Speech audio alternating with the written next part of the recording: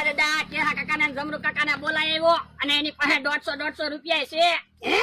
તે પાછું એને કીધું ને? હા અમને ખબર હશે તને અહીંથી તેડી નાળિયેરિયા પકડવાનો છે ને. હા તો વાંધો નહીં. તું અહીંથી નાળિયેરિયા તેડીને પકડવાની વાત કરે ને હું ગામમાં તને તેડીને પકડ દઉં. ના રે ના, તેડીને ગામમાં ઠેક જ પકડવાનો. ખાલી તેડીને તમારે નાળિયેરિયા મને પકડવાનો, હું તમને ડબલ પૈસા આપીશ. હા અમને હું તને તેડીને નાળિયેરિયા પકડી દઉં. કે હા તારી કરતા ભોળાનો વધારે વજન છે, તું થોડો ભોળાને તેડી શકે. આ તો આજ 300 રૂપિયા અને પકડી દે ભોળાને. અને હારું 600 રૂપિયા તૈયાર રાખજે. એ વાંધો નહીં. ભોળા દાદા આ બાજુ આવો.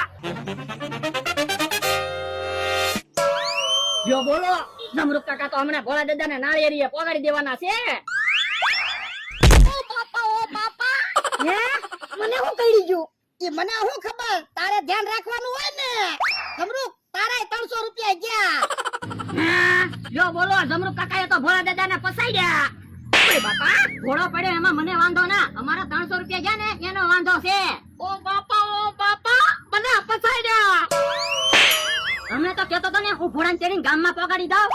વાહામાં કા ખૂટ્યું ને એટલે ભોળો પડી ગયો. હવે એવા ખોટા બહાના હો બતાવે. હાલ હવે વાડીએ વયા જવી. એ હારું હાલ.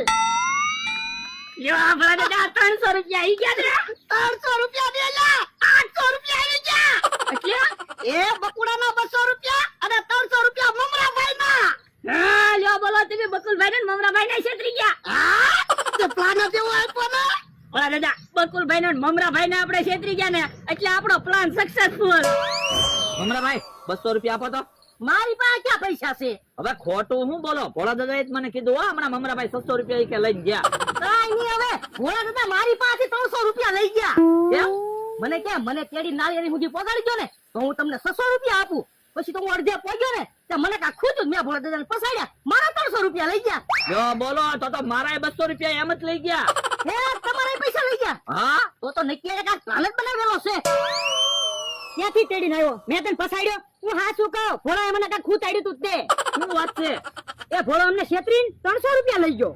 હે તમારા પૈસા લઈ ગયા? હા બોલો લ્યો આવડા આઈ ઝપટમાં આવી ગયા.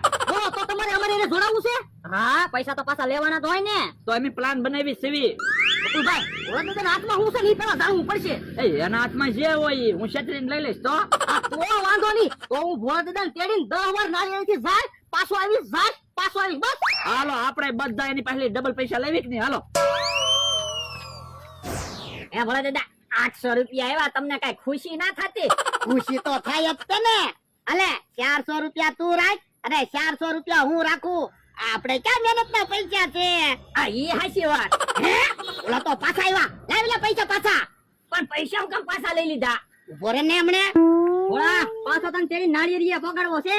આ તો મને ક્યાં વાંધો છે. લાવો પૈસા. મમરાભાઈ પૈસા આપો તો. અલ્યો 300 રૂપિયા 600 રૂપિયા તૈયાર રાખજો. એ વાંધો નહીં. મમરાભાઈ ભોળા દાદાને તેડીને નાળિયેરીએ પગાડજો. એ વાંધો નહીં. ઉભા રહ્યો. હે હાથમાં હોય રાખતા હતા એમ ને?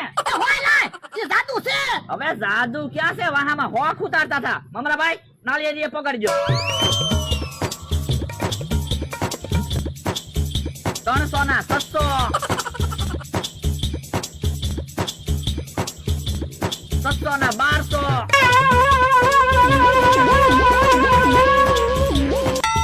1200 ના 2400. લાવો ભોળા દાદા પૈસા. ના રે ના, હું કાઈ પૈસા નથી આપવાનો. નો ત્યાંથી પૈસા આપો નકર આપણે ફોન નહીં ખાવું. ઉભા રહો, પૈસા આપું છું, મને હેઠો તો ઉતારો. હેઠે ઉતારો મમરાભાઈ. ભોળા દાદા ભાગો. એ ભાગો કે ઉભા રહ્યો તો.